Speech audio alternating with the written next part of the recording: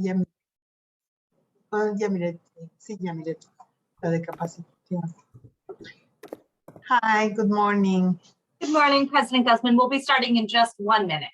We're just waiting for people to join the meeting.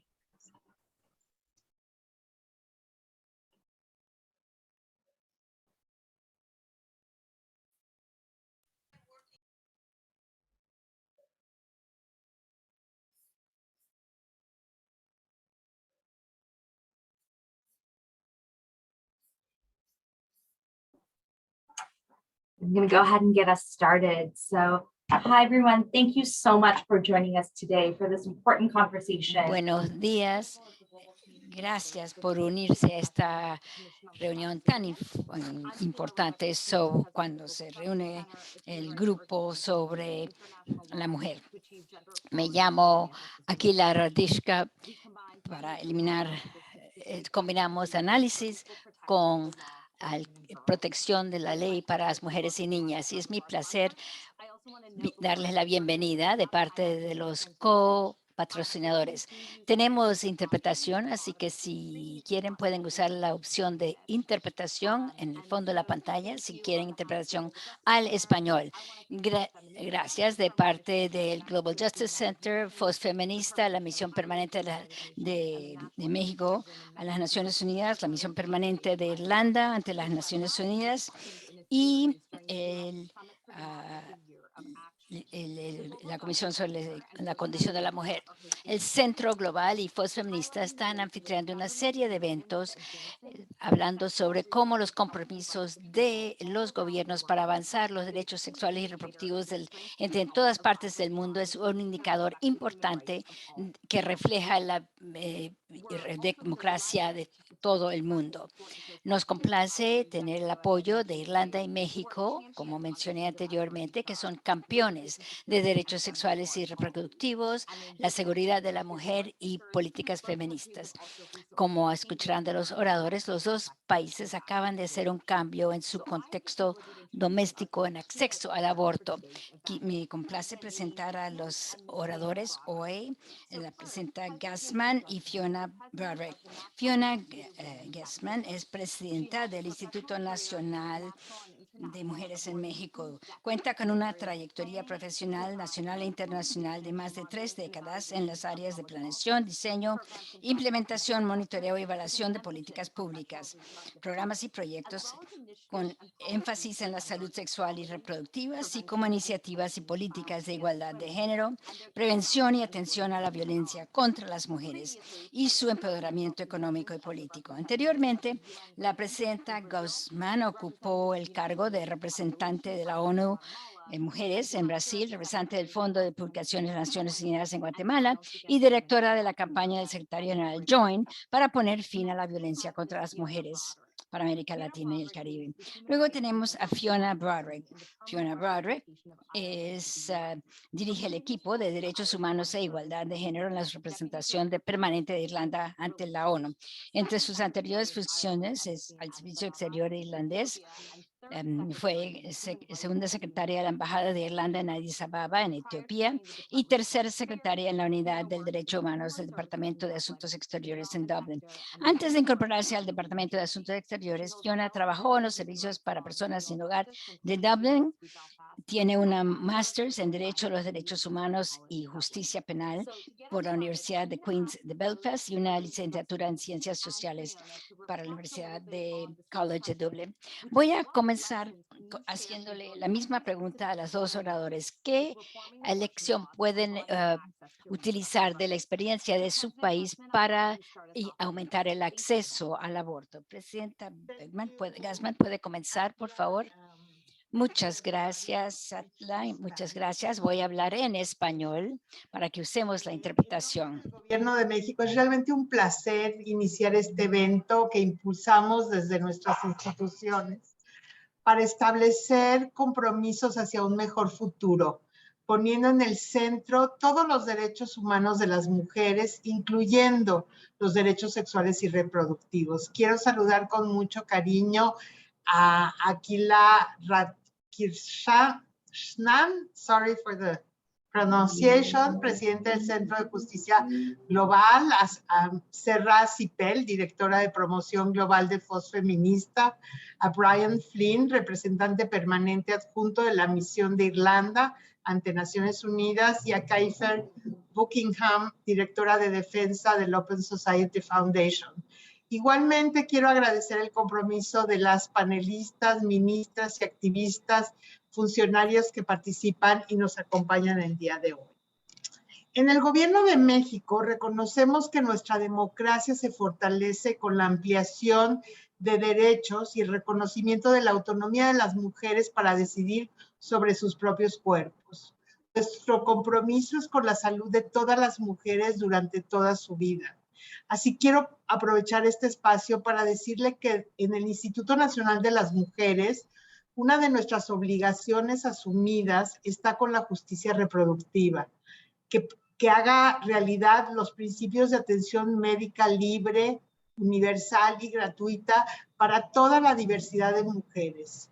Y trabajamos todos los días para lograrlo. Las mujeres entramos a la democracia y a las instituciones del Estado tarde y por la fuerza. Hoy, gracias a ello y a las mareas feministas, se está transformando las leyes para abrir nuevos caminos y nuevas formas de pensar y repensar el mundo.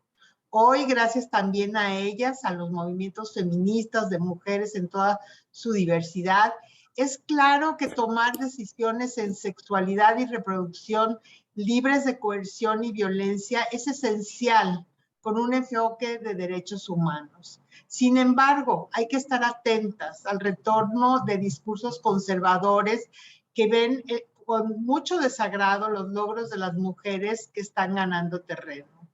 Ante esto, los estados tenemos el deber de proteger los avances de la agenda de género, sobre todo el ejercicio de los derechos sexuales y reproductivos. Hacerlo implica afianzar lo conquistado, recolocar las voces de las mujeres diversas, buscando la reorganización no patriarcal de las formas de relación entre lo público y lo privado.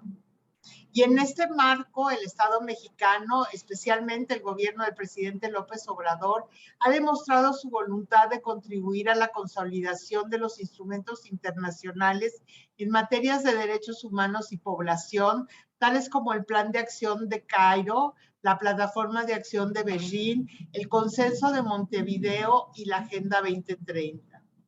En noviembre de 2019, en la cumbre de Nairobi, México logró fortalecer a nivel mundial la agenda de igualdad de género y derechos sexuales y reproductivos, reconociendo el derecho de las mujeres y las niñas a una vida libre de violencia, así como al ejercicio libre, placentero y responsable de su sexualidad. Como parte de los compromisos asumidos, se estableció una política de población basada en el fomento del desarrollo para cerrar las brechas de desigualdad, especialmente de niñas y mujeres. A más de 2 años de la cumbre en México, México cuenta por primera vez con una coordinación interinstitucional, intersectorial e intergubernamental que incluye a la sociedad civil para la prevención del embarazo en adolescentes y la eliminación de la violencia sexual contra las niñas.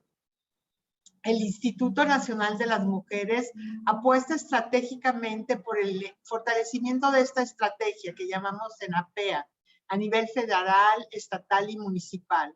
Y lo hacemos a través del Fondo para el Bienestar de las Mujeres, que desde 2019 que llegamos al gobierno, destina alrededor de 85 millones de pesos al año, más de 4 millones de dólares, a las entidades federativas para dar continuidad a proyectos que contribuyan, entre otras acciones, a ampliar los servicios de salud sexual reproductiva con un enfoque de derechos, redoblar esfuerzos ante las narrativas que buscan socavar los derechos de las mujeres, jóvenes y niñas, coadyuvar a la adecuada observancia de la norma 046 para prestar servicios de anticoncepción de emergencia e interrupción legal del embarazo para niñas y adolescentes víctimas de violencia sexual, reconocer la importancia de la educación sexual integral, del acceso a métodos anticonceptivos para jóvenes y adolescentes y fomentar el liderazgo juvenil. Así pues, la política integral de bienestar del Gobierno de México está comprometida a velar por la garantía de los derechos sexuales y reproductivos de todas las mujeres durante todo su ciclo de vida. Igualmente, hemos apoyado en la medida de nuestras atribuciones los procesos de avance para el acceso de las mujeres al aborto legal y seguro. En septiembre pasado, la Suprema Corte de Justicia de la Nación eliminó con unas sentencias históricas 3 de los principales obstáculos que las mujeres mexicanas tenían que enfrentar cuando requerían un servicio de aborto legal y seguro. Primero es que se declara inconstitucional la criminalización del aborto y se pronuncia por primera vez a favor de garantizar el derecho de las mujeres y personas gestantes a decidir sin enfrentar consecuencias penales. En la segunda sentencia se declara inconstitucional que las legislaciones locales reconozcan la vida humana desde la concepción. Y en la tercera sentencia se limita la objeción de conciencia únicamente a circunstancias en las que se ponga en riesgo la vida de la usuaria o se trate de una urgencia médica. Y a estas 3 resoluciones, que son un parteaguas para el derecho a decidir de las mujeres, quiero comentarles que desde que llegamos al gobierno, 7 entidades federales priorizan la justicia reproductiva sobre estereotipo e ideologías conservadoras, después de que por más de 15 años solo la Ciudad de México tenía la despenalización del aborto. Miren, para seguir avanzando en esta agenda que implica transformar la vida de las niñas y las adolescentes para que sean dueñas de sus vidas, de sus cuerpos, nos falta mucho por trabajar. Por eso quiero cerrar esta intervención haciendo 3 llamados muy puntuales a las y los líderes de gobierno. Primero, tenemos que pensar fuera de la caja hasta encontrar nuevas formas de dotar de contenido a esto que llamamos democracia. Nos corresponde también abrir espacios, crear nuevos mecanismos de diálogo y escucha y entender que existen pluralidad de realidades e historias. Lo segundo es que necesitamos incorporar a esa ágora de lo público las voces que nos faltan. Este mecanismo es fundamental, sobre todo en los casos de los pueblos indígenas, de las mujeres indígenas, de las personas afrodescendientes con discapacidad, de los colectivos de LGBTI, etc. Y tercero, requerimos avanzar en un impulso a un cambio cultural para avanzar hacia la igualdad sustantiva entre hombres y mujeres y defender los derechos a la atención de la salud sexual y reproductiva en todos los contextos. Nuevamente quiero celebrar la realización de este evento paralelo en el marco de la CSW 66, que pondera la voluntad política y el trabajo colaborativo para lograr como estados, pero también como región, que la salud sexual y reproductiva de las mujeres sea una realidad para toda América Latina y el Caribe. Muchas gracias.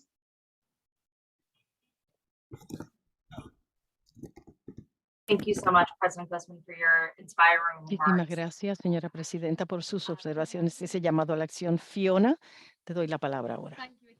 Muchas gracias, Aquila, y muchas gracias, presidenta Guzmán, por sus comentarios y también a todo el equipo de Voz Feminista de Global Justice Center y por haberme invitado aquí hoy. Mi colega, embajadora Brian Flynn, esperaba unirse a nosotros, pero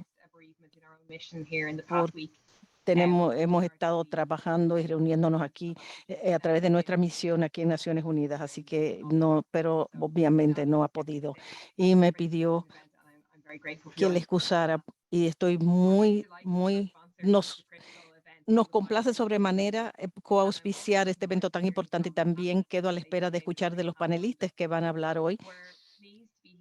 Nos complace estar aquí también entre colegas con quienes hemos trabajado muy de cerca con temas relacionados al género. Y dar inicio a esta serie porque es uno que tiene resonancia nacional para nosotros en nuestro país, como ya mencioné en mis palabras introductorias. Este viaje, esta travesía hasta nuestros logros ha sido uno de los más importantes de los que puedo recordar en toda nuestra historia. Una demostración muy poderosa de la relación simbiótica entre la democracia y la igualdad de género. Aquellos de ustedes quienes no están tan familiarizados con la historia de Irlanda, eh, les voy a dar unos breves antecedentes. En los años previos a nuestra independencia, en el siglo pasado, Irlanda estaba muy influenciada por las entidades políticas conservadoras. Durante varias décadas, la igualdad de género fue algo que quedó muy rezagado hasta que nos unimos a las comunidades europeas en el año 1973, que eso fue lo que llevó a muchos cambios que se lograron subsecuentemente. En 1980, luego de un desafío ante los tribunales que prohibían ciertos métodos anticonceptivos y que imponían restricciones al acceso a estos métodos, se generó esta lucha y en ese momento, esto logró abrir las puertas hacia los derechos de aborto y a partir del principio de los años 80, luego de mucha presión, en 1993, una gran mayoría votaron a favor de revocar la octava enmienda a la Constitución que prohibía el aborto en todas sus formas. Y muchas mujeres viajaron a Irlanda para aprender de nosotros y con la determinación y en los primeros años de este siglo, del siglo pasado, muchas mujeres arriesgaron sus vidas para someterse a estos abortos en traspatios. Luego de las enmiendas constitucionales de 1983, le plantearon toda una situación muy difícil jurídica a los médicos porque no querían proceder con esta interrupción del embarazo, aunque se había legalizado. Y eso llevó a una muerte a destiempo de muchas mujeres. Y eso, esta una mujer en particular, habiéndosele negado el que se sometiera a la interrupción de su embarazo que debía proceder con un tratamiento médico. Pero esta muerte galvanizó a una parte muy amplia de la sociedad, quienes se manifestaron en contra de estas decisiones y lograron llevar a cambiar la ley. Con respuesta a este movimiento que iba creciendo, el gobierno consideró el asunto y esto realmente es muy pertinente aquí hoy en día. Y esto fue cuando surgen estas situaciones, estas problemáticas que llevan a un debate todavía mucho más amplio. Y se convocó a una serie de personas para escuchar sus testimonios y deliberar y formular recomendaciones sobre estos temas. Y para aquellas familias que estaban considerando la aprobación de una ley que legalizara el aborto. Las recomendaciones fueron analizadas por comisiones parlamentarias y se combinó en el texto para que la Constitución pudiese ser enmendada por referendo. Enmendar esto llevó a que el Parlamento aprobara la ley que permitiera la interrupción del embarazo. Varios meses de un debate muy acalorado de ambos lados fue lo que siguió, pero el resultado final fue una mayoría abrumadora de personas que aprobaron la liberalización del aborto. Todo este proceso, del inicio al fin, es indicativo de que las democracias abiertas y justas pueden lograrse. Sin embargo, también ilustra la centralidad de los derechos sexuales y reproductivos. Durante años, a las mujeres que requerían o necesitaban un aborto se les negaba el acceso al mismo, a esta interrupción del embarazo. A medida que los estudios cada vez más demuestran la igualdad de género es un prerequisito para que se logren estos avances en los diferentes países, en las sociedades y conseguir esta igualdad realmente.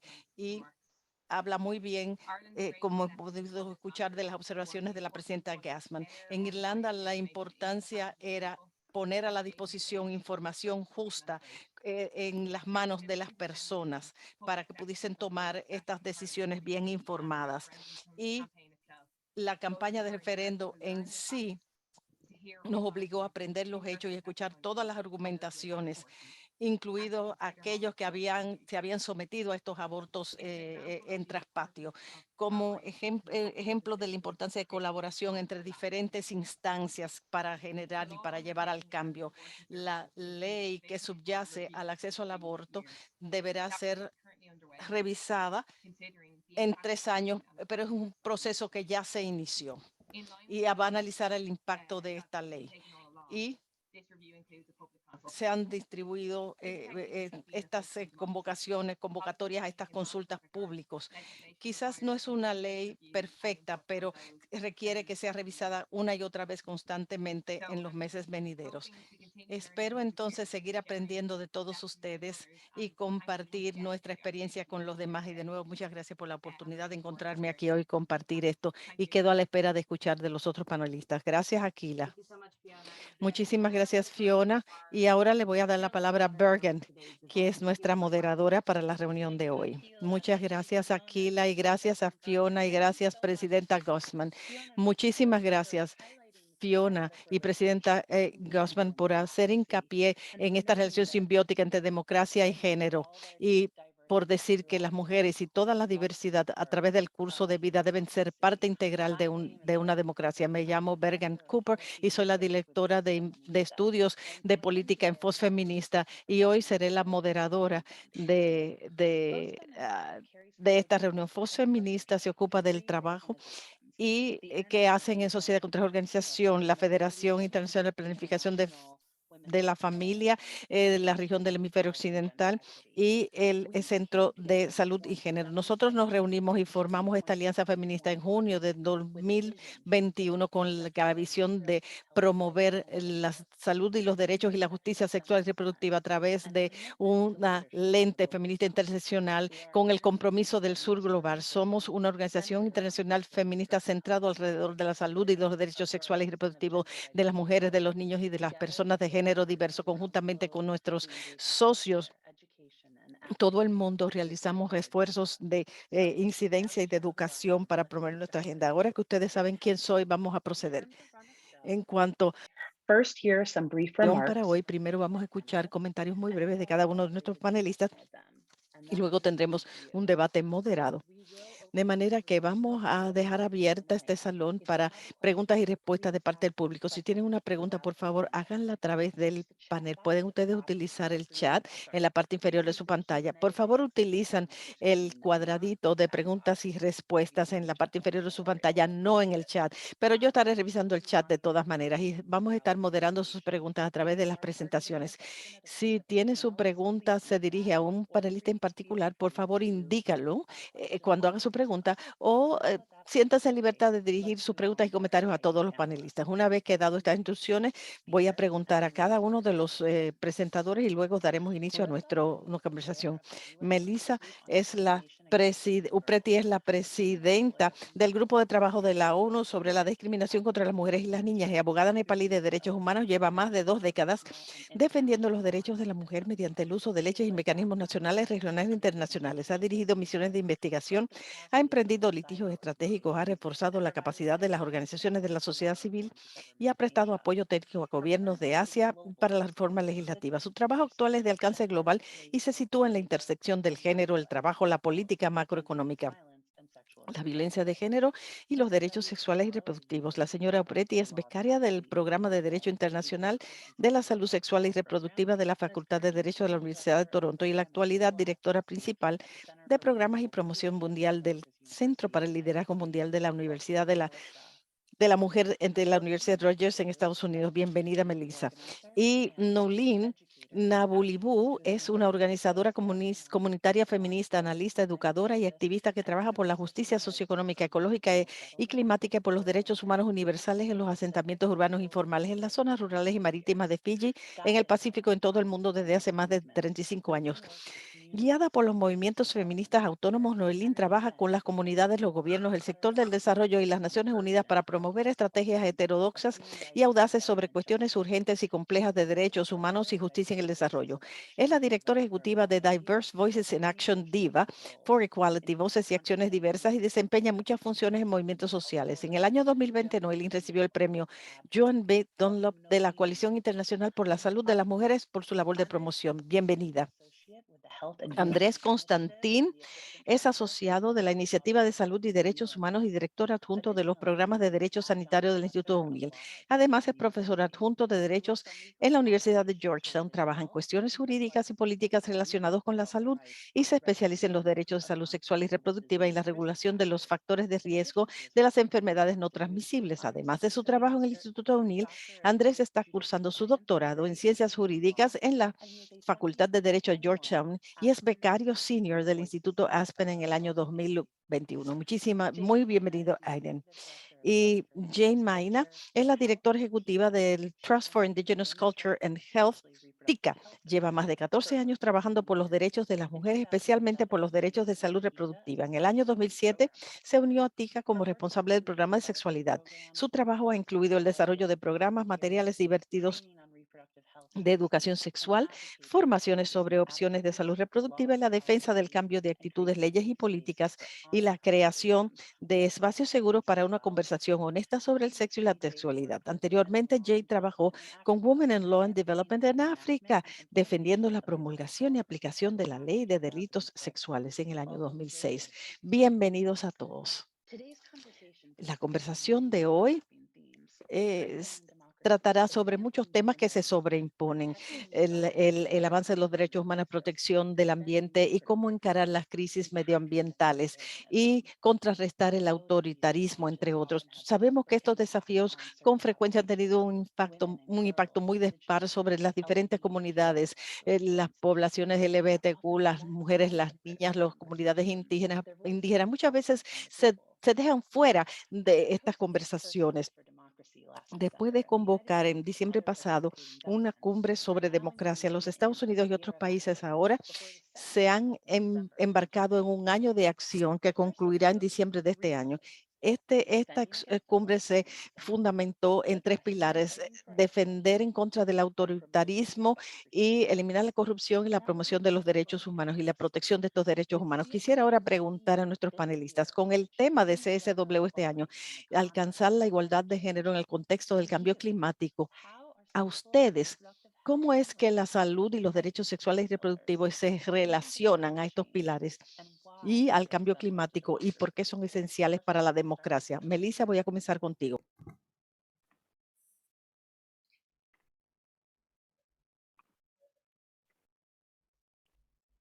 Thank you very much, Bergen, for that. Muchas gracias, Bergen, por esa presentación, y quisiera agradecer a los organizadores por invitarme como presidenta del Grupo de Trabajo contra la discriminación de mujeres y niñas de las Naciones Unidas.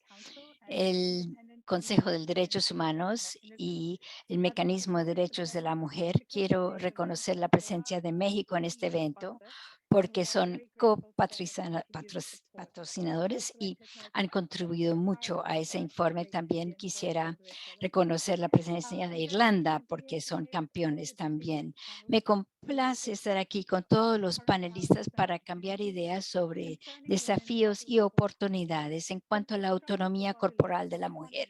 Este es el meollo de la conexión entre el autoritarismo, la falta de responsabilidad y la corrupción, y la promoción de derechos humanos, que es el antídoto para todo esto.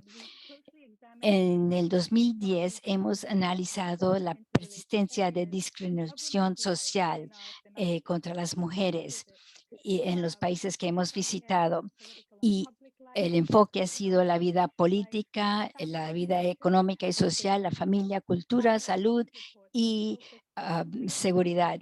El nuevo enfoque es sobre la equidad de género y impedir los retrasos, incluyendo el empuje de las fuerzas conservadoras dentro de las Naciones Unidas y abogar por los derechos de la mujer. Cada informe tiene un enfoque especial y cada uno establece la conexión entre el no permitir derechos humanos y la protección de los derechos, que generalmente no le permiten a las mujeres autonomía corporal y no les permite participar plenamente en todos los aspectos de la vida. Vemos como el denegar estos derechos crea cargas y opresión de la mujer y la exclusión de las mujeres y niñas, creando un ciclo de discriminación, opresión y discriminación. En este informe del Consejo de Derechos Humanos hemos examinado los derechos sexuales y reproductivos de las mujeres en crisis.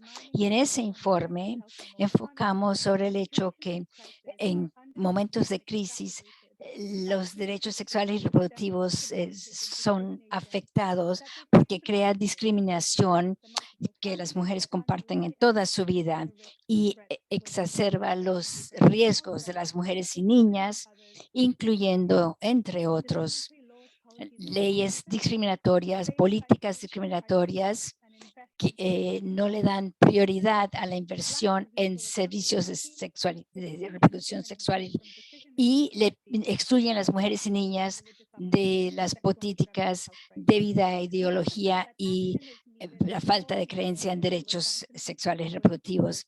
Creemos que es muy importante proteger estos derechos. También es importante recordarse que para tener una democracia hay que tener la participación completa de la población y promover y a impedir las diferentes formas de discriminación contra las mujeres y niñas, por ejemplo, niñas con discapacidad, las que viven en zonas rurales, las mujeres migrantes y otras. Hemos notado que hay grupos de mujeres y niñas que viven en lo que describimos como en un estado persistente de crisis, bajo opresión, exclusión y discriminación y violencia sistemática. Las mujeres y niñas para poder disfrutar de sus derechos sexuales y reproductivos para sobrevivir. Y también es necesario y es una precondición para poder participar en la vida política y pública y para ser libres de violencia basada en género. El daño que sufren las mujeres no se debe de tratar como una tragedia inevitable, sino que se debe a la opresión por falta de políticas, la falta de protección legal y debido a la exclusión basada en sexo y género. Esto dice que las mujeres tienen menos poder e inherentemente es un sistema menos democrático. Quisiera concluir diciendo que el lema de este año indica que en el contexto del cambio climático, las voces de las mujeres no se escuchan.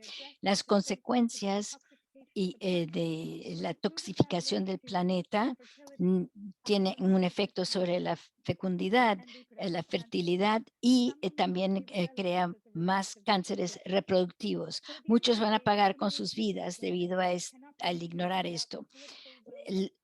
Esto no se puede lograr sin escuchar a las mujeres.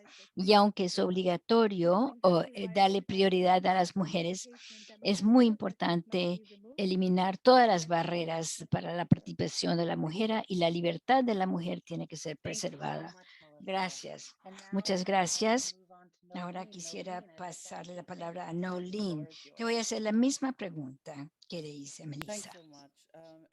Muchas gracias. Es un placer estar aquí con todas las excelentes feministas de estos gobiernos, amigos de la sociedad civil. Quisiera comenzar diciendo que la democracia sin derechos humanos universales y justicia ecológica y climática es una promesa vacía.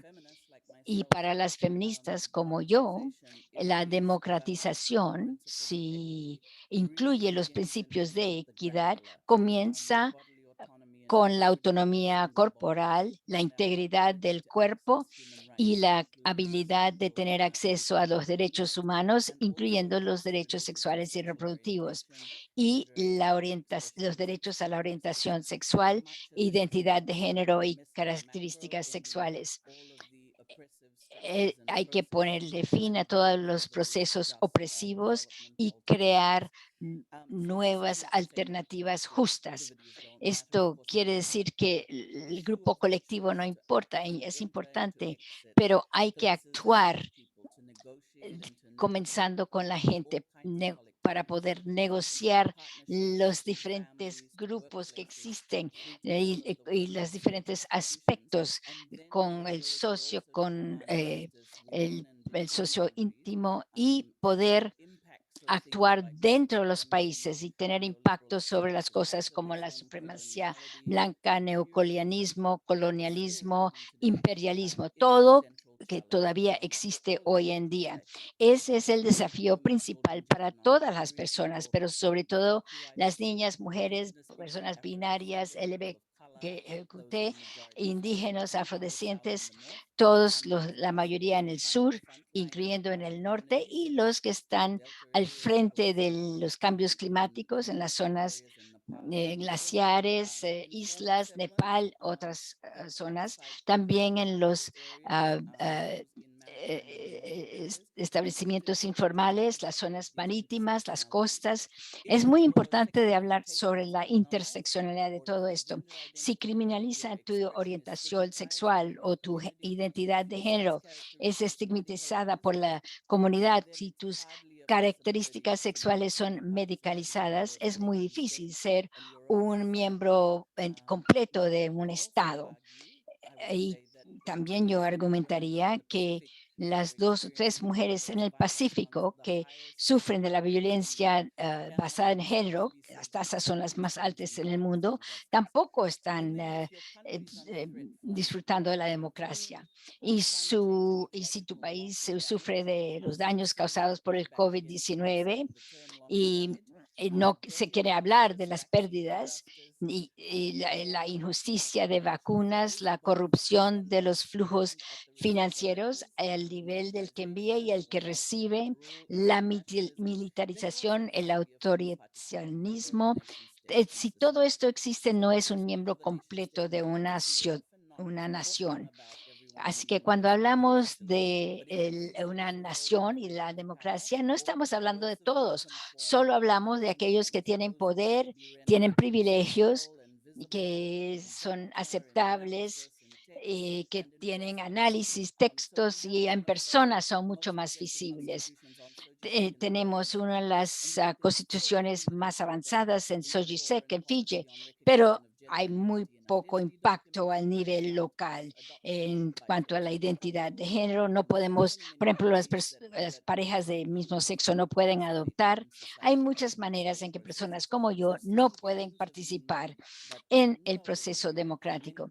Así que hemos ganado algo, pero no suficiente. Hay muchos lugares donde todavía esto es criminalizado.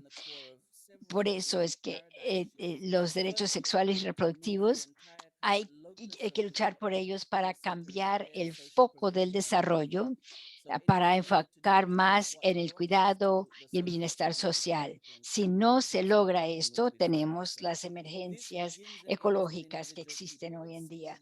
Todo esto tiene que ver con la persona individual, con el cuerpo, con las relaciones de la familia, con la colectividad y la intersección de muchos grupos. Llevamos ya 10 años trabajando sobre esto y con movimientos sociales al nivel concéntrico, comenzando con lo local, saliendo hacia lo global, para poder entender lo que es un ser humano interseccional. Hay que poderlo entender para tener democracia. Segundo, trabajamos por la justicia y liberación en todas partes. Bueno, eso quiere decir que al nivel individual, las relaciones con las parejas, tiene que ver con los movimientos basados en la fe, instituciones gubernamentales y no gubernamentales, las Naciones Unidas, el territorio económico y ecológico. Y esto me lleva al tercer punto, el último, que es en cuanto al cuidado. Hablamos de las 5 R's: reconocemos, reducimos, redistribuimos, recompensamos y aseguramos representación en el trabajo que no es pagado, trabajo doméstico que no es pagado.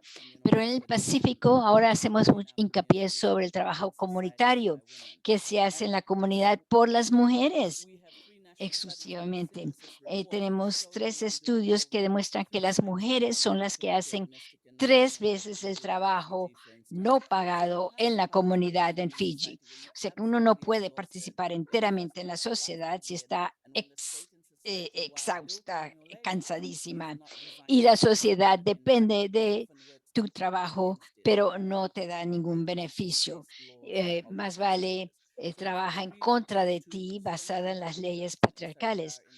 Para poder democratizar, tenemos que ver una transformación enorme en el mensaje. Hay que reconfigurar el Estado, la nación. Es un cambio enorme. Hablamos ahora de una política extranjera feminista, pero yo quiero que hablemos sobre la política nacional feminista. Necesitamos más datos, más información sobre esto. Estoy saltando adelante.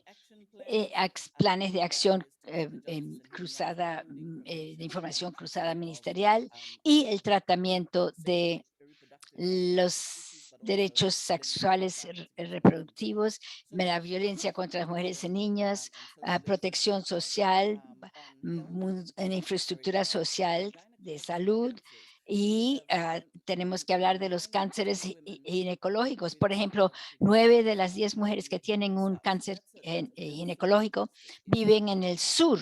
Y esto es una cuestión de injusticia y de falta de democracia. Necesitamos alojamiento adecuado. O sea, todo, sí es verdad que hay que tener una política feminista extranjera, pero también tenemos que hablar sobre el impacto que esto tiene sobre nuestros cuerpos. Y cualquier política extraterritorial o climática que afecte a nuestros cuerpos tiene que ser criticada. Creo que hay mucho trabajo por hacer. Hay que coordinar la justicia y la democracia, y esto no se logra si no hay acceso a la autonomía corporal e integridad de todos los derechos humanos. Paro ahí. Gracias, Nolin. Muchísimas gracias, Nolin. Sí, las premisas están dadas y muchas gracias por hacer hincapié en las políticas nacionales feministas. Y estamos hablando sobre cómo hacer operativas las constituciones, pero las palabras escritas sobre papel no son suficientes. Muchas gracias y ahora te hago la misma pregunta a ti, Jade. Muchísimas gracias, Bergen.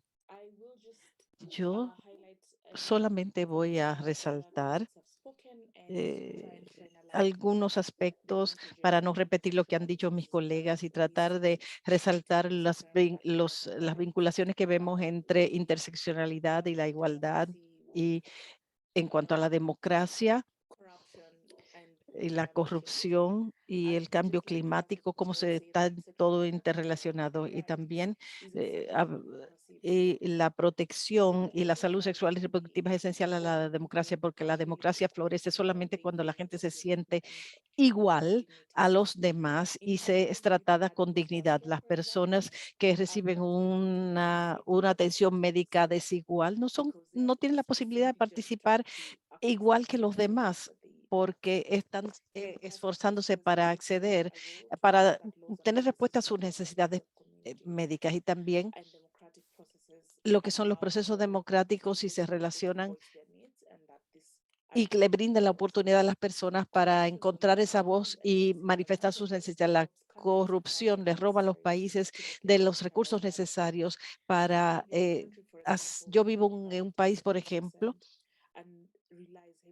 que depende sobremanera de la ayuda externa para manejar el tema del VIH. Por eso, la ley Mordaza en los Estados Unidos muchas veces afecta la vida de nuestras comunidades. También somos conscientes que si combatimos a la corrupción, quizás podamos recibir los servicios de salud y sexual y reproductiva que nos garantiza nuestra Constitución. También quisiera decir que la salud y los derechos sexuales y reproductivos también están muy vinculados muy de cerca a las condiciones en las que vivimos, por lo cual la protección del medio ambiente es tan importante porque las mujeres sufren la peor carga de las desigualdades económicas y sociales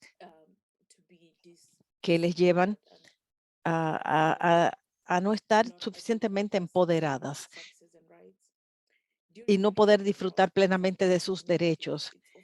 Y durante los periodos de sequía son con frecuencia las mujeres y las niñas que tienen que caminar grandes distancias para recoger algo de leña o de agua, colocándolo en un riesgo aún mayor de violencia sexual que se cometa en contra de ellas. El cambio climático también las empuja más hacia la pobreza, que a la vez impulsa a muchas prácticas que terminan en desigualdad, como por ejemplo la mutilación de los genitales femeninos y que afecta la riqueza de la familia, que también aumenta la violencia basada en género y la violencia interfamiliar. La competencia por los recursos muy limitados, casi siempre o con mucha frecuencia, conlleva el desplazamiento y también lleva a, a los conflictos, y son las mujeres y los niños quienes se ven más afectados por estos conflictos, por lo cual vemos que el cambio climático incluye estos desplazamientos que impide el acceso a a la atención médica más básica, el tratamiento en contra del VIH o por otras infecciones de transmisión sexual, o se limita el apoyo en contra de la violencia de género. Y los servicios tampoco son brindados adecuadamente a las personas con discapacidad o a las mujeres y niñas que son las más afectados en caso de desastres climáticos. Muchísimas gracias por plantear la regla del Mordaza, la regla global de Mordaza, y cómo se relaciona con el tema de soberanía y de derechos, y también el tema planteado por Atika. Andrés, quisiera entonces hacerte la misma pregunta a ti. Muchísimas gracias por invitarme. Me complace sobremanera unirme a esta conversación tan importante. Para responder a tu pregunta, Bergen, quisieras llamar su atención a la protección y compromiso de proteger los derechos sexuales y reproductivos, particularmente en años recientes, y cómo esto ha sido indicativo de que las democracias se van fortaleciendo, o sea, que ya estábamos listos para tener estos debates, que las voces de los pueblos, de las personas, se han escuchado. Miramos, por ejemplo, a la región latinoamericana, ha quedado muy claro en el contexto de los abortos, donde hemos visto procesos muy democráticos de gran deliberación. Y ya hemos visto todos los videos y todas las fotografías de las personas tomadas en las calles, protestando en Argentina, México y Colombia, naturalmente resultado de años y años y años de trabajo arduo de parte de las organizaciones locales y sus líderes para eliminar los tabúes relacionados al aborto y su estigmatización, particularmente en una región tan conservadora como América Latina. ¿Qué ha ocurrido entonces? Y todavía sigue ocurriendo en América Latina, particularmente con la onda verde. La ola verde muestra cuán importante, cuán crucial son estos procesos sociales de deliberación para reforzar y fortalecer las democracias, no solamente por las demostraciones públicas que se dan en las calles, sino también como el tema del aborto es tratado en este caso, que fue debatido a la luz pública en el Congreso, en las reuniones sociales, en las escuelas. Toda la sociedad, toda una sociedad salió fortalecida de estos debates, de manera que está quedando cada vez más claro que los debates y las deliberaciones alrededor de los derechos y la salud sexual y reproductiva, el cambio climático y el compromiso para con la igualdad de género solo pueden contribuir hacia la madurez de una democracia. Muchas gracias. Gracias, Andrés. Y tienes razón, esto es una conversación para toda la sociedad, como lo has dicho, en las escuelas, en las paradas de autobuses, en todos los lugares. Cuando vemos la energía de la ola verde, no podemos olvidar de los años y años y años que tomó la construcción de ese movimiento maravilloso. Quisiera ahora orientar nuestra conversación a preguntas muy específicas a nuestros panelistas, pero quiero recordarles a todos en el público que una vez completemos esta segunda ronda de conversaciones, les voy a pedir que formulen sus preguntas o sus comentarios, aprovechen el espacio de preguntas y respuestas. Melissa, tú mencionaste esto brevemente antes, pero tu oficina publicó un informe en el 2018 sobre cómo garantizar la igualdad. ¿Puedes referirte un poco más sobre la tendencia que ves en tu trabajo, particularmente este aumento del autoritarismo y su relación a lo que son los derechos y la salud sexual y reproductiva? Muchas gracias por tu pregunta, Bergen. Y sí, en este informe, ese fue un documento que reconocimos muchas de las ganancias de los logros que se habían alcanzado durante años y años de lucha de parte de feministas y activistas. Y llamamos la atención a aquellos obstáculos que todavía existían y que impedían alcanzar la igualdad de género, y particularmente el movimiento que trata de conseguir la igualdad y reforzar este sistema. Reconocemos que con el aumento del autoritarismo, conjuntamente con la continua deportación de la mano de obra femenina y que incluye la falta de acceso universal a todo tipo de atención médica que impacta mayormente a las mujeres y niñas, así como la politización de las religiones que afectan a estas comunidades que son más impactadas. Todo esto plantea desafíos considerables, de manera que sí sabemos que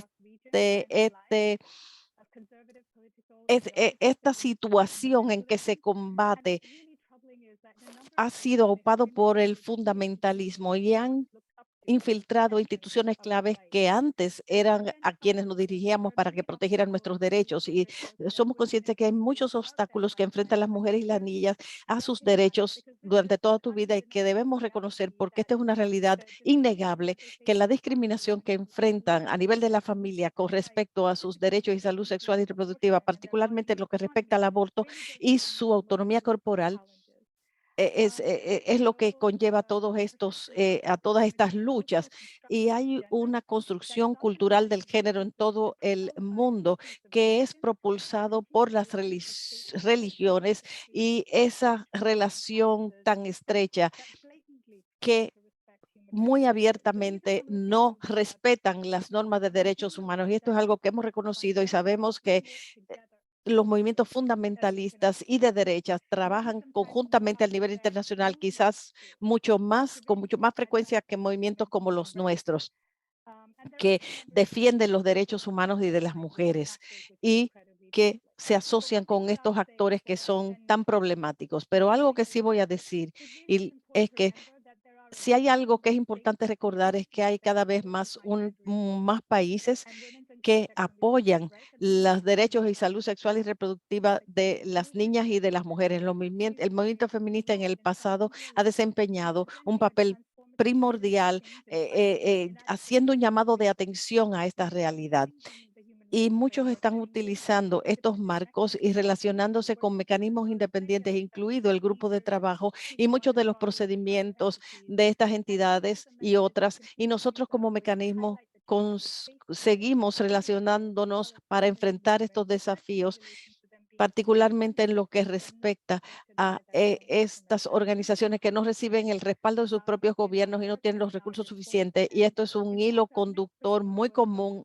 Y nuestro siguiente informe se centrará en el derecho de estas mujeres jóvenes a participar siendo activistas en la vida pública, porque esto también es una parte sumamente importante de todo este viejo debate. Y de hecho, en las consultas que se realizaron para redactar este informe, una de las cosas que se dijo es que en su experiencia personal de discriminación empezaba a nivel de la familia y que se le negaban información y esta atención médica cuando procuraban la atención médica, o también se le negaba el derecho a su autonomía corporal, y eso los llevó a convertirse en activistas. Lo que estamos nosotros recomendando que no olvidemos de esto es que si bien seguimos viendo estos actos de agresión, también estamos viendo nuevos activistas y movimientos, lo cual es promisorio. Y esta es la energía que tenemos que aprovechar, apalancar y sobre la cual debemos construir nuestras alianzas. Te devuelvo la palabra.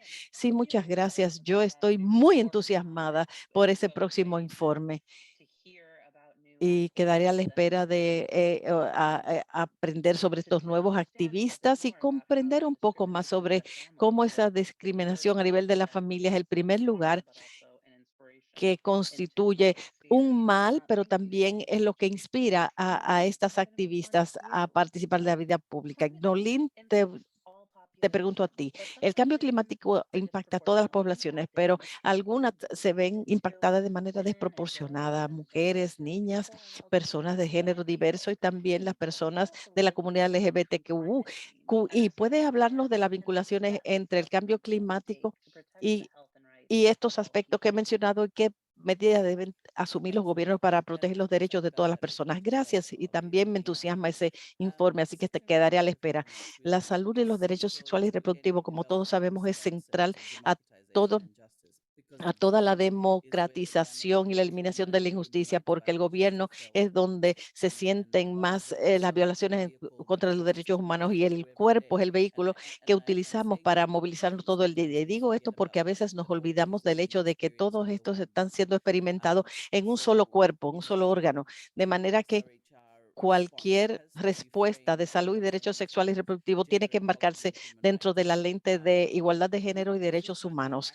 Si no podemos ser activos en todos los ámbitos de nuestra vida, si en algunos ámbitos de nuestras vidas somos violados una y otra vez o se nos mantiene alejados de tantos espacios de toma de decisiones diferentes, entonces es muy difícil experimentar la democracia. Y tenemos que seguir repitiendo esto una y otra vez. Las mujeres en la región del Pacífico tienen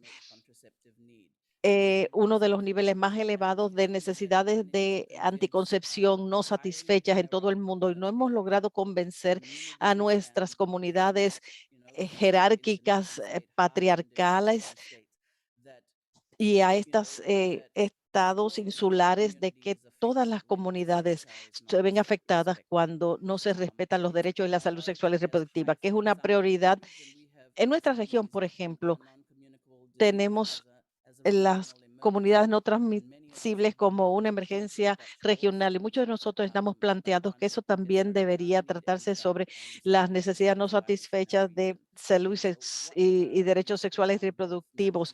¿Qué prioridades se colocan tanto en las iniciativas nacionales, regionales y mundiales? Porque las consecuencias son extraordinarias y son multisectoriales.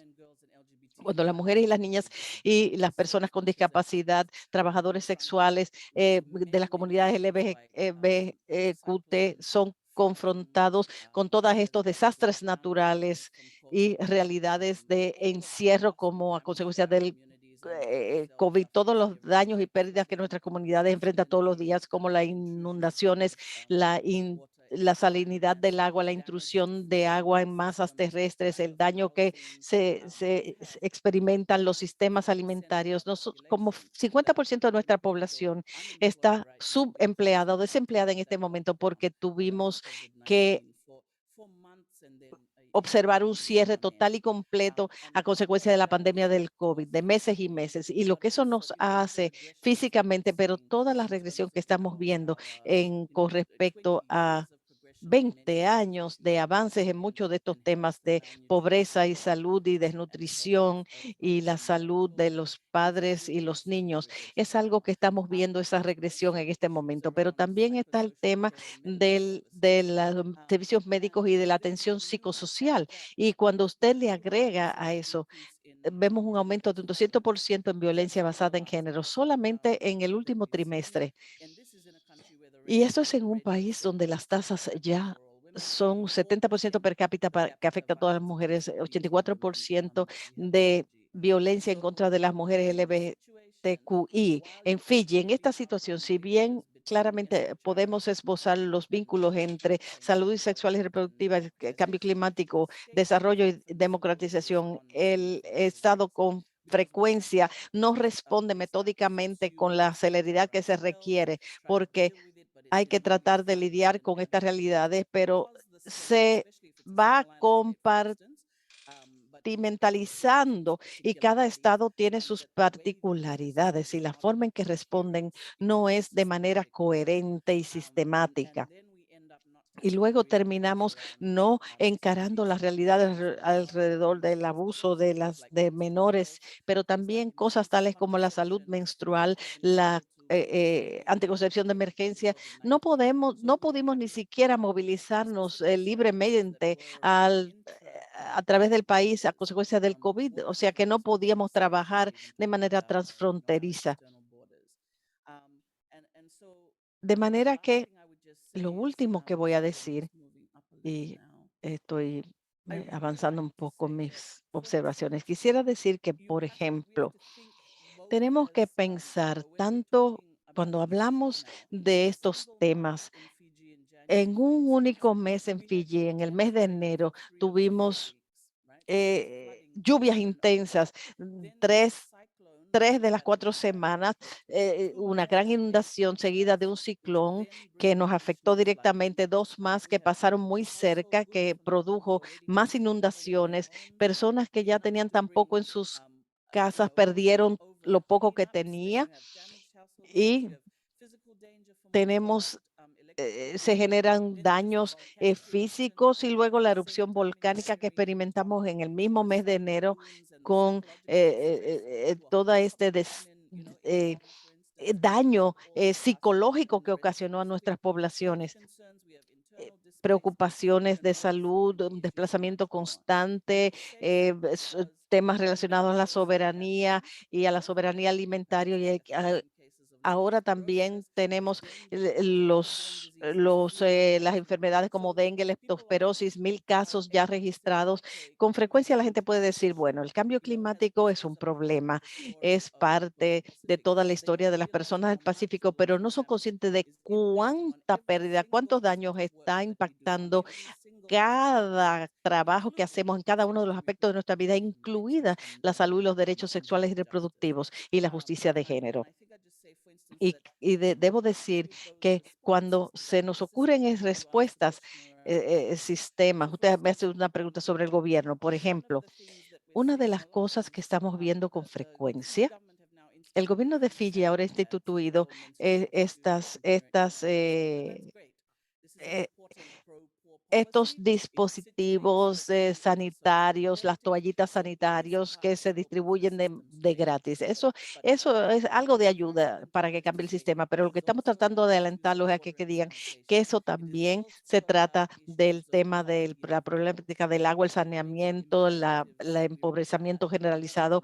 Hay cosas que requerimos obligatoriamente para examinar esos temas con mayor profundidad y no limitarnos a la salud menstrual, porque eso es algo que nos permite lidiar con eso a nuestro nivel comunitario, quizás con mejor nivel de retroceso, de oposición que los derechos de aborto.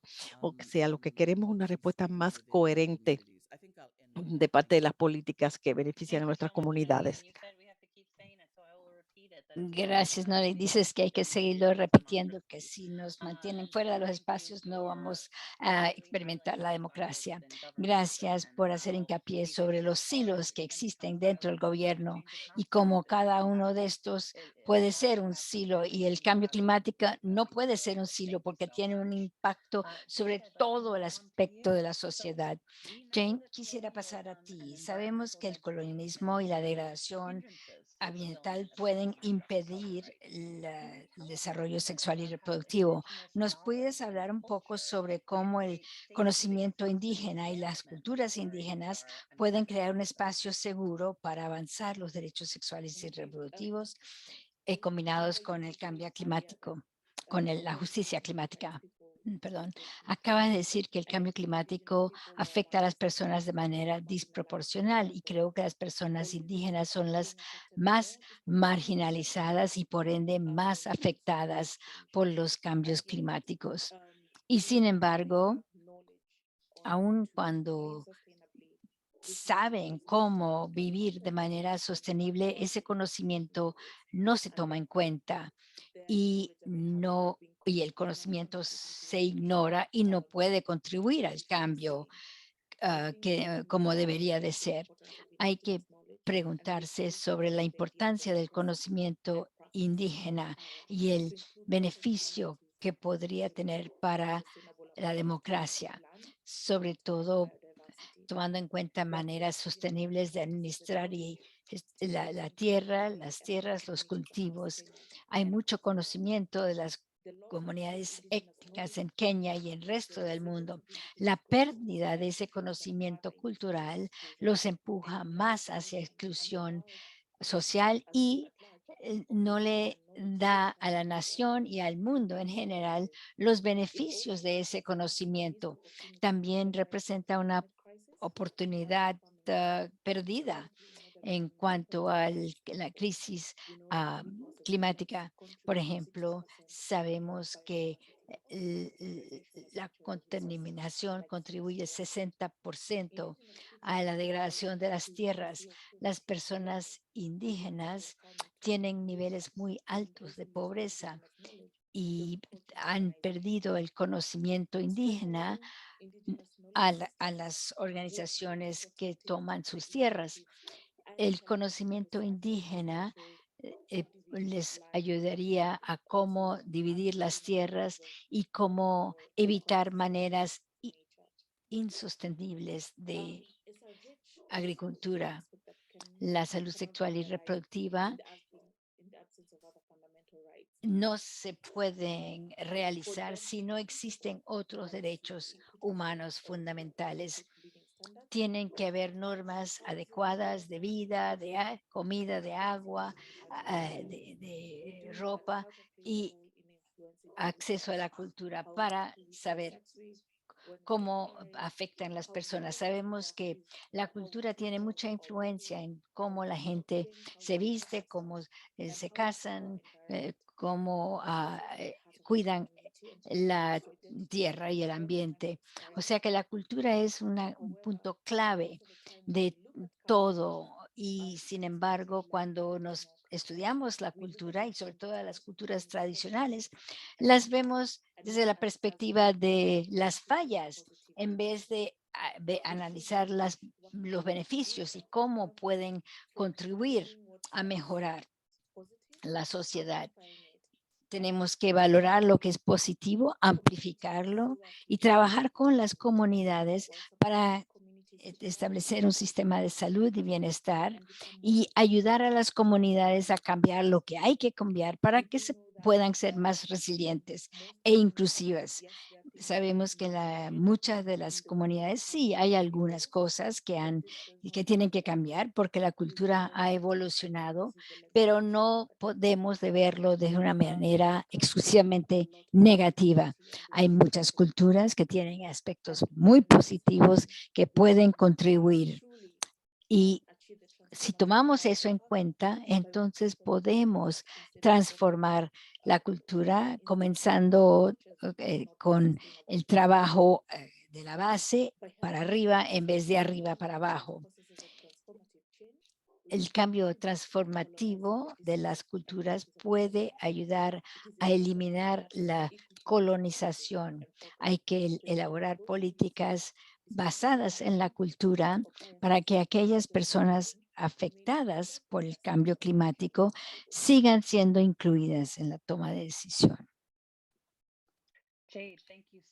Muchas gracias, Jade. Tienes razón, la cultura no es una debilidad y aprecio mucho lo que tú has dicho en cuanto a que cuando pensamos que es débil, le estamos denegando al resto del mundo la sabiduría de las culturas. Andy, ¿puedes hablar un poco sobre lo que la investigación que tú has hecho en varias jurisdicciones sobre cómo denegar la salud afecta a la democracia? Lo que yo he visto es que la objeción de conciencia, el uso de esto como obligación, es una manera de impedir el disfrute de los derechos protegidos por la sociedad. Al igual que el derecho sexual y reproductivo indica una democracia vibrante. El rechazo de esto no permite la democracia. Hay muchas consecuencias sociales si no se permiten los derechos sexuales y reproductivos. La objeción de conciencia se puede considerar como una intervención y que impide la democracia. Hay ciertos grupos, actores religiosos que usan esto para afectar las decisiones tomadas al nivel nacional. Libertad de conciencia, se está usando como un argumento, ya no se define como la libertad de ejercer su religión, pero están utilizando para imponer ideas sobre otros cuando el consenso general está en contra de sus creencias. Al analizar la conducta de estos grupos y las exigencias en los diferentes países, estos argumentos que usan hoy son muy diferentes al propósito original de la objeción de conciencia. Ya no se limita al aspecto interno, es mucho más inclusivo. Se usan ahora como mecanismos para cambiar la ley o para obstruir una ley adoptada de manera democrática. Por ejemplo, ahora que aplican esto a la salud sexual y reproductiva, ya no es pedirle a las autoridades que lo dejen solo, hacer lo que quiera, sino que es una manera de imponer sus creencias sobre otros. Y cuando un grupo de personas usan la objeción de conciencia de esta manera, la libertad de conciencia, la libertad de religión se convierte en una excusa para socavar las leyes. Lo interesante es que aunque los logros de salud reproductiva indican una democracia fuerte, si se pierde esto y si los países siguen permitiendo la objeción de conciencia, están permitiendo echando hacia atrás lo que se ha logrado.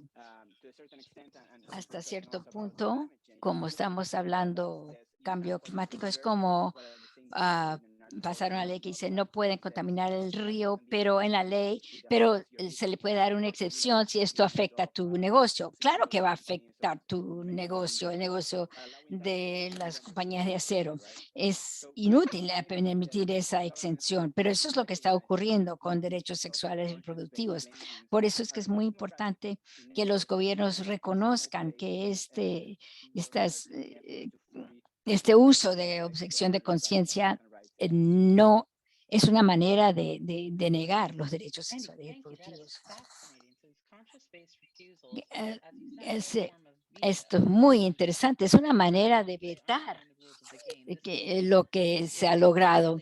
No están jugando según las reglas. Es interesante y muy preocupante el hecho de que se han hecho mucho más agresivos en sus reclamos y la analogía que hiciste con el cambio climático es perfecta. Bueno, vamos a la parte más interesante de la discusión, las preguntas del público. Gracias a todos que han compartido preguntas en la cajita de preguntas y respuestas. Ahora, la primera pregunta, y esto puede ser cualquier panelista que puede responder. ¿Cómo se elimina la ideología patriarcal de usos y costumbres o maneras y traducciones que permiten que las mujeres sean madres como objetivo de su vida? Y esto no debe ser utilizado como estrategia para preservar un sistema opresivo, utilizando embarazo precoz y maternidad precoz. ¿Hay alguna respuesta a esto?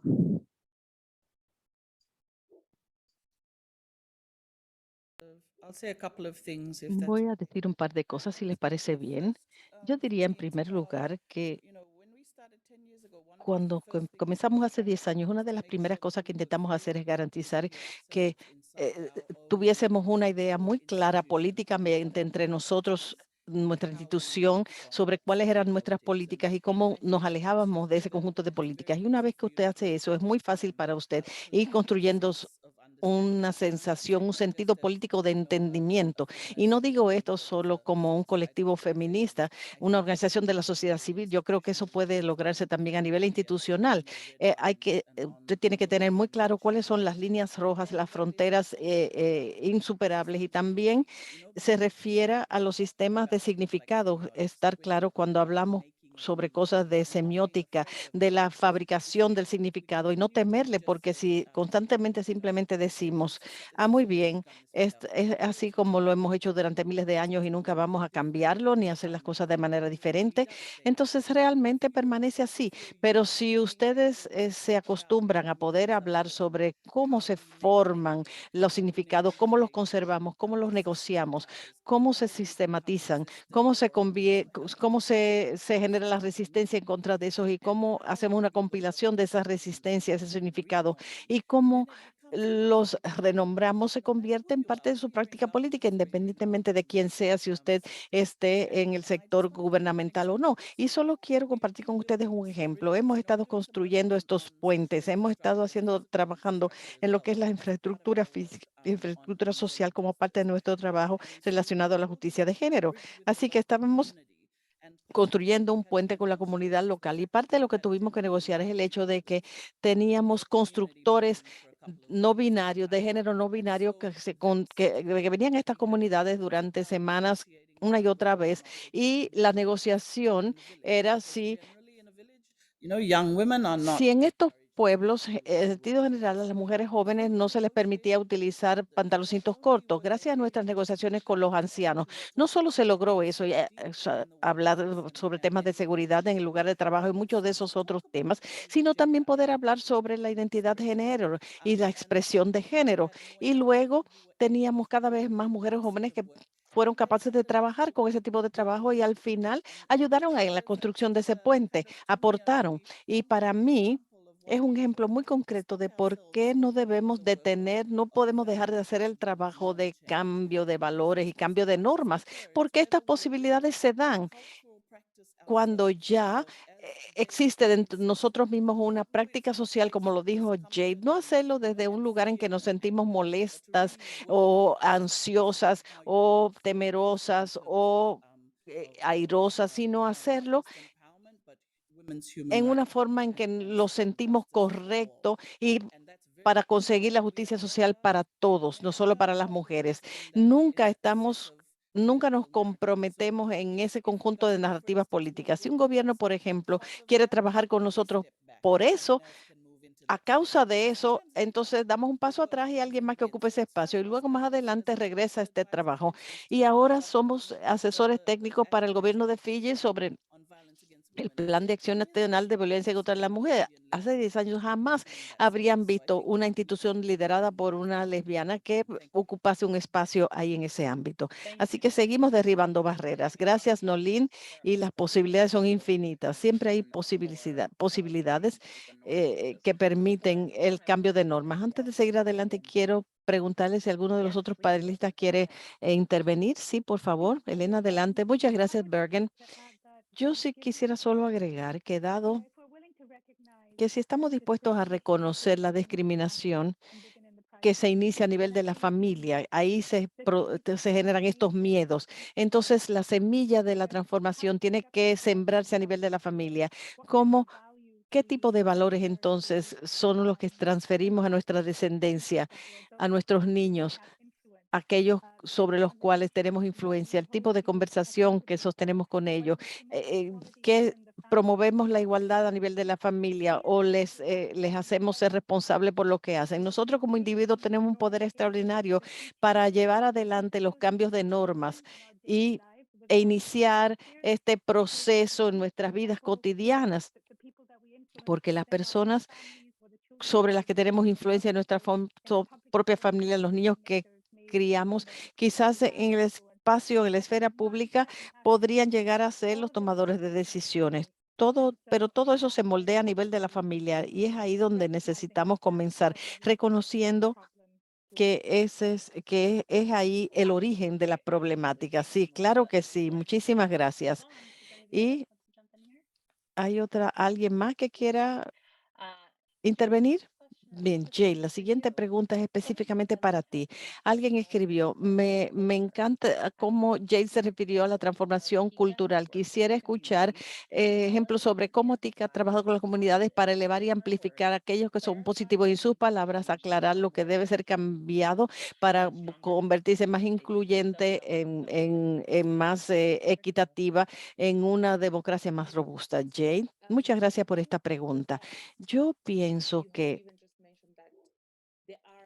solo al mencionar que existen prácticas que son positivas y es nuestro punto de entrada. Si utilizamos los cursos de aclaración con mucha frecuencia, significa que cuando nos dirigimos a una comunidad, partimos de los valores de esa comunidad y con frecuencia encontramos que esa comunidad sustenta valores de justicia.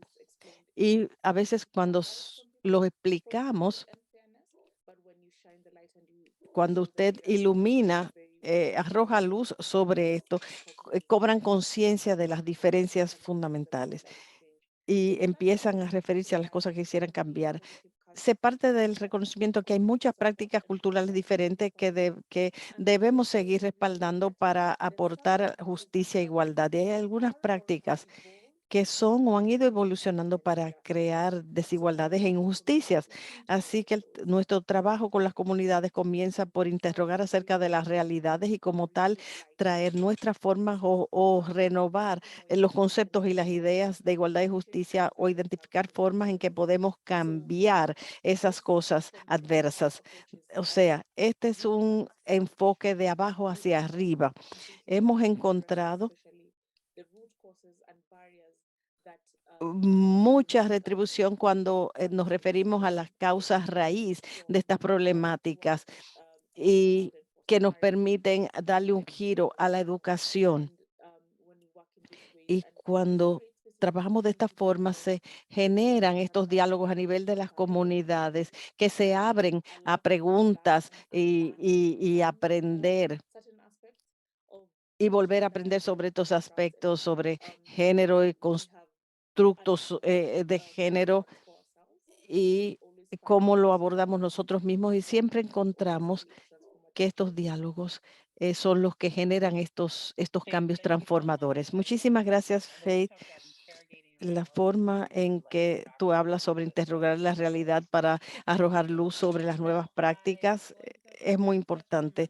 La siguiente pregunta, y voy a recordarle a las personas que nos queda muy poco tiempo, pero por favor sigan escribiendo sus preguntas. Y yo quisiera que tú fueras la primera en responder a esta pregunta, pero también quisiera que los demás panelistas se refirieran a esto. Hablabas de la ola verde y alguien se preguntó específicamente sobre este hito en las decisiones, en las sentencias, en su particular. ¿Qué impacto puede tener esta decisión sobre el progreso hacia la liberalización, despenalización del aborto en América Latina y más allá? Yo creo que es una decisión sumamente interesante. Lo que más me preocupa a mí es lo que sigue. O sea, usualmente tenemos estas leyes, nos compase sobremanera la victoria alcanzada, pero entonces los desafíos comienzan a partir de la aplicación de esas leyes, de la ejecución, y de ahí se desprende lo de eh, denegación de este servicio por negación de conciencia, objeción de conciencia y también si, aunque se regulariza el acceso a estos servicios, en la práctica no se da. Sí, claro. Y quizás permitirle un momentito si alguien más quisiera agregar a lo que ya hemos escuchado. Nolin, una pregunta específicamente dirigida a ti. Quisiera que tú hablaras sobre el tema de la justicia. Es cierto que las mujeres son las menos propensas a vacunarse en contra del COVID por temor a que eso afectara su salud reproductiva, y esto ha ocurrido en muchas sociedades. ¿Qué te parece? Bueno, yo de hecho no he escuchado esa explicación, pero hay muchas razones por las que las personas están tomando sus propias decisiones alrededor de las vacunas. Siempre está el tema de en cualquier estado, pero particularmente en un pequeño estado insular, sobre la velocidad con la cual se moviliza, se difunde la información a través de nuestras comunidades, a través de procesos formales e informales.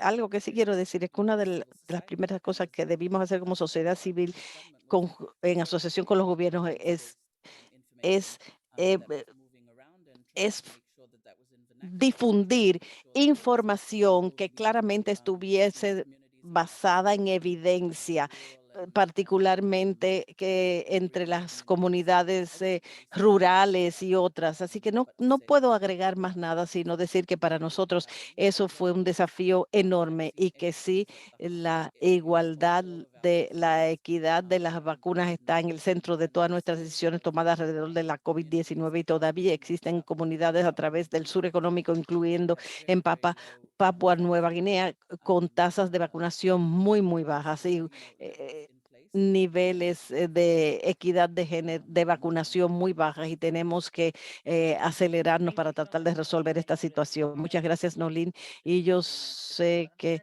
es una última pregunta con apenas 3 minutos, pero Melissa, esta última pregunta es para ti. La falta de una protección igualitaria sobre la autonomía corporal, como lo dijo Fiona, es existente, pero ¿cuáles han sido las recomendaciones a nivel de país, particularmente los países en el sur global? ¿Puedes agregar alguna otra sugerencia para encarar esta situación? Sí. Hemos hecho recomendaciones en diferentes partes del informe, porque, como dije antes, ha sido muy completo, pero el informe del año pasado hizo recomendaciones muy completas con respecto a diferentes áreas que incluyen, entre otros, eliminación, las leyes discriminatorias, por ejemplo, eliminar las prohibiciones, priorizar los servicios de salud sexual y reproductiva, que incluyen, por ejemplo, financiarlos adecuadamente, no considerarlo como un gasto, sino como una inversión, invertir recursos financieros en esto, y fortalecer los sistemas de justicia de manera que las mujeres, de hecho, puedan exigir responsabilidad cuando se han violado sus derechos, y también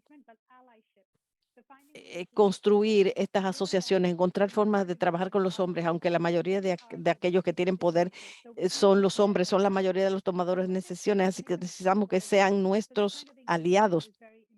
Y ese tipo de asociación es sumamente importante. También contrarrestar los esfuerzos para ir eliminando los derechos de manera directa. También le solicitamos, no solo a los estados, sino al sistema de Naciones Unidas. Hay agencias de Naciones Unidas que les pedimos que aprovecharan su poder y su influencia para impedir que se eliminaran estos derechos ganados. Y recomendación fundamental en la que haría hincapié es que todos los gobiernos tienen que reconocer que los servicios de salud sexual y reproductiva, incluido el acceso a los abortos, es esencial, fundamental para la atención médica, y todo lo que es también la protección para poder tomar la decisión relacionada al aborto. Así que la autonomía es algo que debe ser plenamente reconocido y apoyado, respaldado por los gobiernos. Muchísimas gracias, y gracias por haber incluido esa última respuesta. Gracias a todos. Tenemos que terminar ahora, pero muchísimas gracias por unirse a esta conversación tan interesante. Gracias a Voz Feminista, el Global Justice Center, la misión de México, la misión de Irlanda ante las Naciones Unidas. Muchísimas gracias a los panelistas y los oradores, y gracias al público por hacer preguntas y participar activamente en el chat. Este evento es el segundo en una serie de conversaciones sobre salud sexual y reproductiva como un tema de la democracia. Así que habrá otro evento, estén pendientes. Me encantaría verlos en el próximo evento. Muchas gracias por su tiempo y disfruten de la reunión CSW.